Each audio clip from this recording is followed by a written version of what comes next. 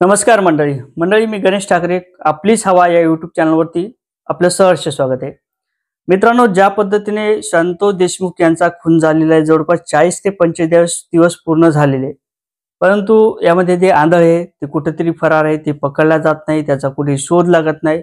यामध्ये स्थानिक पोलीस असतील, CID असेल, SIT असेल, यांच्या माध्यमातून ज्या पद्धतीचा त्यांचा शोध सुरू आहे ते कुठेतरी निंदनीय, त्यांना कुठेतरी सापडत नसावं अशा काही शंका कुशंका निर्माण झालेल्या आहे।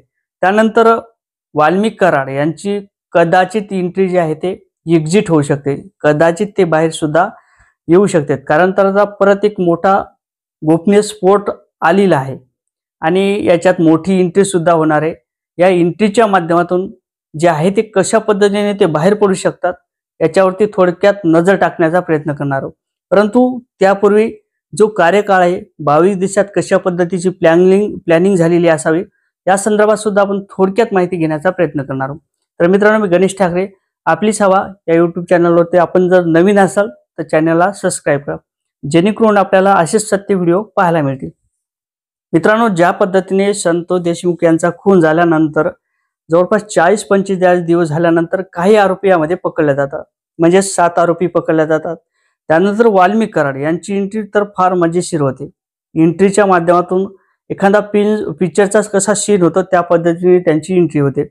आता वाल्मिक कराड हे कुठे आहेत ते CID ला सापडत नाही, त्या ठिकाणच्या स्थानिक पोलिसाला सापडत नाही, SIT ला सापडत नाही, ही खूप मोठी दुर्दैवी गोष्ट आहे।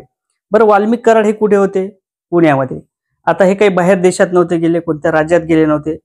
जर पुण्यामध्ये SIT ला माहीत पडत नाही, स्थानिक पोलिसाला माहीत पडत नाही, CID ला माहीत पडत नाही, परंतु त्यांचे जे कार्यकर्ते होते त्यांना माहीत पडतं की वाल्मिक कराड किती वाजता येणार आहेत, कुठे येणार आहेत आणि कशा पद्धतीने ते CID च्या स्वाधीन होणार आहेत, हे सर्व काही गणित रंगवलेलं होतं। त्यानंतर ज्या पद्धतीने प्लॅनिंग झालेली आहे की 22 दिवसात ज्या पद्धतीने प्लॅनिंग झालेली आहे हे कुठेतरी आता शंका घेण्याकरता आपल्याला सुद्धा प्रवृत्त करत आहे। आपल्याला सुद्धा एक मनात शंका येत आहे, प्रत्येकाच्या मनात येत आहे। ज्या पद्धतीने 40-45 दिवस झाल्यानंतर वाल्मिक कराड हे पुण्यामध्ये सापडतात, पुण्यामध्ये सापडल्यानंतर त्यांचा एक मित्र होता, त्या मित्राच्या माध्यमातून त्याला CID च्या ऑफिसमध्ये आणून सोडले जाते। ते सांगतो की वाल्मिक कराड ते एका गाडीमध्ये आले होते, छोट्या गाडीमध्ये आले होते आणि त्यांना खूप त्रास होत होता, म्हणून माझ्या गाडीला त्यांनी हात दिला आणि माझ्या गाडीत बसल्यानंतर मी त्यांना CID च्या ऑफिसमधून सोडून दिलं, असं काही चित्र रंगवण्यात आलेलं आहे। हा झाला एक प्लॅन। परत B प्लॅन तयार झालेला आहे, पहिला A प्लॅन झालेला आहे, आता B प्लॅन सुद्धा सुरू झालेला आहे। आता संतोष देशमुख यांच्या माध्यमातून त्या टाकीवर जाऊन उपोषण करण्यात आलं होतं। जे मागणी होती ती कुठेतरी न्याय मिळावा याच्यासाठी ती काही धडपड होती ती सुरू झाली होती आणि त्यानंतर मोका लागल्यानंतर वाल्मिक कराड यांच्या आई आल्या त्या ठिकाणी, आईच्या माध्यमातून दुसरी एंट्री सुरू झाली। आई आल्यानंतर त्या ठिकाणी त्यांचा अन्नत्याग असेल, पाणी सुद्धा घेणार नाही, माझ्या मुलावर काहीतरी चुकीचे आरोप केले जात आहेत, खोटे गुन्हे दाखल केले जात आहेत, अशा पद्धतीने त्या आईच्या माध्यमातून सांगण्यात आलं होतं। कदाचित जी आईची भूमिका आहे ती सगळ्याच मुलासाठी सेम असते, चांगल्या पद्धतीची असते। कोणालाही वाटत नाही की माझा मुलगा गुन्हेगार असेल किंवा तो एखादं चुकीचं कृत्य करेल, परंतु त्या आईला माहीत नसावं की आईच्या माध्यमातून जे सांगण्यात आलेले, आईला माहीत नसावं की आपल्या मुलाकडे किती गाड्या आहेत, किती 4 व्हीलर आहेत, किती 2 व्हीलर आहेत, किती संपत्ती आहे, कुठे कुठे संपत्ती आहे, विदेशात संपत्ती आहे का, विदेशात कुठे अकाउंट आहे का, अशा बऱ्याच काही गोष्टी आईला माहीत नसाव्या। आता हे झाली आईची बाजू, त्यानंतर आईची बाजू बाजूला राहिली, त्यानंतर पत्नीची बाजू सुरू झाली। माझ्या पतीवर कुठेतरी चुकीचे आरोप केले जात आहेत। जरंगे पाटलांनी ज्या पद्धतीने म्हणजे संतोष देशमुख यांना न्याय देण्याचा प्रयत्न केलेला आहे, माझ्या पतीला कुठेतरी गुन्हेगार ठरवण्याचा प्रयत्न केलेला आहे।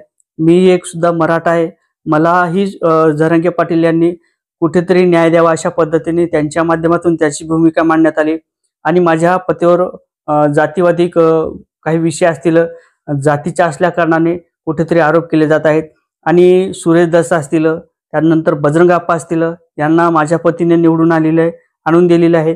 माझ्या पती प्रत्येक गोष्टी त्यांना साथ देत होते आणि त्यांना कुठेतरी गरज राहिलेली नाही अशा पद्धतीचं त्यांच्या पत्नीच्या माध्यमातून सांगण्यात आलं। ही झाली दुसरी बाजू। त्यानंतर CID, SIT, त्यानंतर स्थानिक पोलीस यांना मात्र जे आंधळे आहेत ते कुठेही मिळत नाहीत. आतापर्यंतही कृष्ण आंधळे त्यांना मिळालेले नसावे. आता नेमकं कृष्ण आंधळेचं काय झालं हे कदाचित त्यांनाच माहिती असावं. कारण तर यामध्ये जे आहेत ते लहाने आका आपण कोणाला म्हणत होतो? वाल्मिक कराड यांना.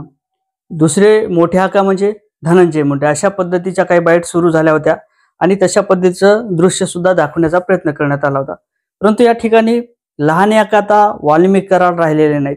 त्यांचा जो खंडणीचा आरोप होता तो खंडणीचा आरोप तात्पुरता त्याच ठिकाणी राहिलेला आहे. परंतु जे मुख्य आरोपी होते ते आता घुले यांना करण्यात आलं होतं. घुले नंतर हे झाले लहाने आका, त्यानंतर मोठे आका. मोठे आका कोण म्हणत होता आपण? प्रत्येक जण म्हणत होतं की आता कुठेतरी धनंजय मुंडे हे मोठे आका आहे. परंतु आता चाटे हे झाले मोठे आका.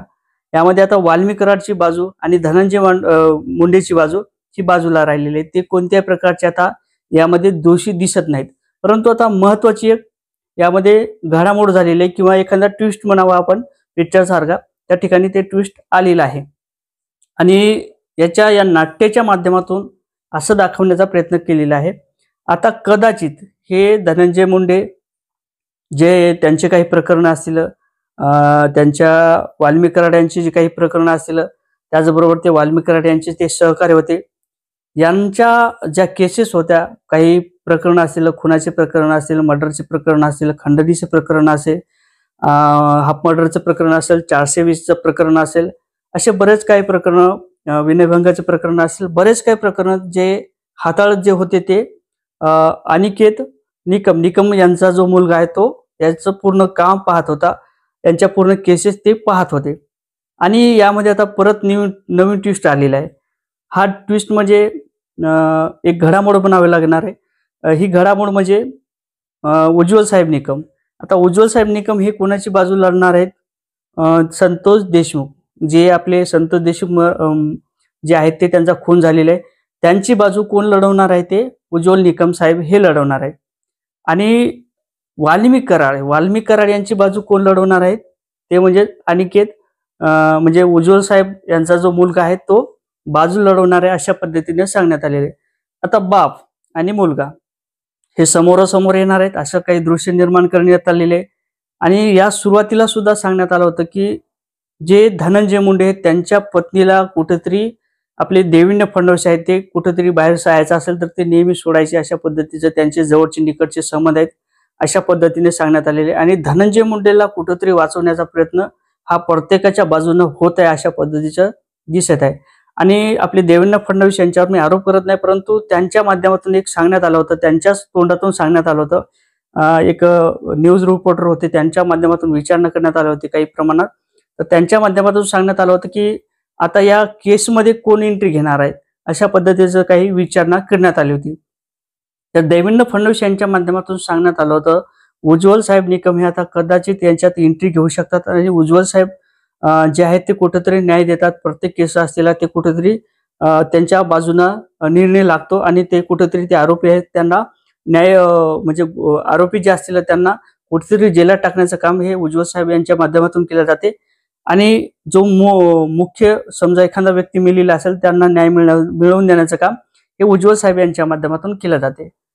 आता सुरुवातीला सांगण्यात आलेले देवेंद्र फडणवीस यांच्या माध्यमातून यामध्ये विरोधी पक्ष असतील किंवा इतर लोक असतील, एखाद्या पक्षाचं जर उज्ज्वल निकम साहेब हे भाजपचं काम करत होते, त्या पदावर ते निवडून येण्याकरता ते उभे सुद्धा राहिले होते, आणि परंतु ते फार मतदानाने निवडून आले नाही, ते पडले, असं काही दृश्य निर्माण झालेलं होतं. परंतु देवेंद्र फडणवीस यांच्या माध्यमातून सुरुवातीला स्पष्ट करण्यात आलेले, यामध्ये आरोप सुद्धा केला जातो कदाचित जे वाल्मिक कराड यांच्या जर बाजूला निर्णय लागला तर याच्यावर शंका सुद्धा घेतल्या जाऊ शकतात, अशा पद्धतीचं स्पष्टपणे मत देवेंद्र फडणवीस यांच्या माध्यमातून मांडण्यात आलेले.